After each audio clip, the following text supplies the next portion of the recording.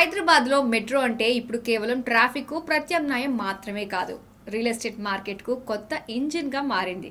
ఒకప్పుడు మియాపూర్, నాగోల్, ఎల్బీ నగర్ ప్రాంతాల్లో మెట్రో ప్రభావంతో భూముల ధరలు భారీగా పెరిగాయి. ఇప్పుడు కొత్తగా ప్రకటించిన మెట్రో కారిడార్ల వెంట కూడా అదే సీన్ కనిపిస్తోంది.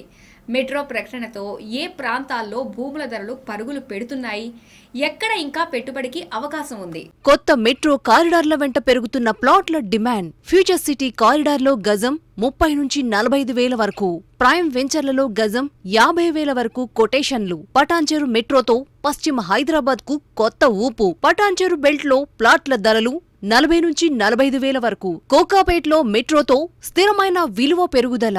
శంషాబాద్ తుక్కుగూడ కారిడార్ పై కొనసాగుతున్న ఫోకస్. మెట్రో స్టేషన్లకు 1 నుంచి 2 కిలోమీటర్ల పరిధిలో పెరుగుతున్న డిమాండ్. ప్లాట్లతో పాటు అపార్ట్మెంట్ మార్కెట్లోనూ జోష్. హైదరాబాద్ రియల్ ఎస్టేట్ మార్కెట్లో ఇప్పుడు వినిపిస్తున్న మాట ఒక్కటే, మెట్రో ఎక్కడా, మార్కెట్ అక్కడ.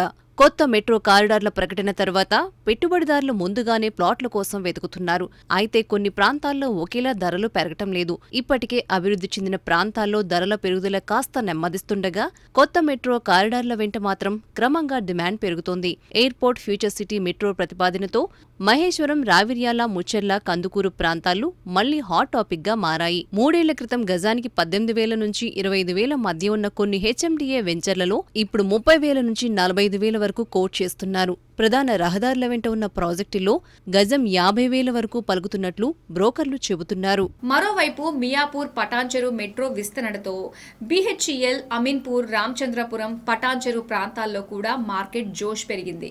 5 ఏళ్ల క్రితం గజానికి 18,000 నుంచి 25,000 మధ్య ఉన్న ప్లాట్లు ఇప్పుడు 40,000 నుంచి 45,000 వరకు ట్రేడింగ్ అవుతున్నాయని మార్కెట్ వర్గాలు చెబుతున్నాయి. అపార్ట్మెంట్ ధరలు కూడా చదరపు అడుగుకి 4,500, 6,500 నుంచి 8,500 వరకు చేరాయి. రాయదుర్గం, కోకాపేట్, నియోపోలిస్ కారిడార్ పరిస్థితి మాత్రం కాస్త భిన్నం.